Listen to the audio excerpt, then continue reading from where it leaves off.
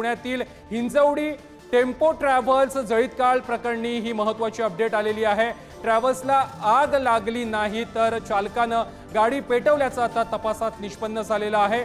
चौघांचा जीव घेतल्या प्रकरणी आणि 5 जणांचा जीव घेण्याचा प्रयत्न केल्या प्रकरणी आता चालकावरती गुन्हा देखील दाखल करण्यात आलेला आहे। 2 दिवसांपूर्वी ही ट्रॅव्हल्स जळाल्याची घटना घडलेली होती आणि ट्रॅव्हल्स जळलेली नसून ती जाळण्यात आल्याचं आता चौकशीमध्ये निष्पन्न झालंय। गाडीचा जो चालक आहे जनार्दन हंबर्डीकर वय 54 वर्षे यांनी घातपात रचून केमिकल बेन्झिन सोल्युशन आपल्या त्याच कंपनीतून आणून 1 लिटर बेन्झिन सोल्युशन स्वतःच्या ड्रायव्हिंग सीटच्या खाली ठेवलं होतं आणि त्याच्या खाली कापडाच्या चिंध्या ज्या कंपनीत त्या प्रिंटिंग कंपनीत वापरल्या जातात त्या चिंध्या ठेवल्या होत्या आणि बनाव करून प्लॅन करून आगपेटी लावून त्यांनी तो ब्लास्ट घडवून आणलेला आहे। ज्या ब्लास्टमध्ये 4 लोक हे मयत झालेले आहे। यामध्ये गुन्हा दाखल करायचं प्रक्रिया सुरू आहे। आरोपी मेडिकल कस्टडीमध्ये आहे, तो इंज्युर्ड आहे, त्याला ताब्यात घेण्याची प्रक्रिया आम्ही करत आहोत।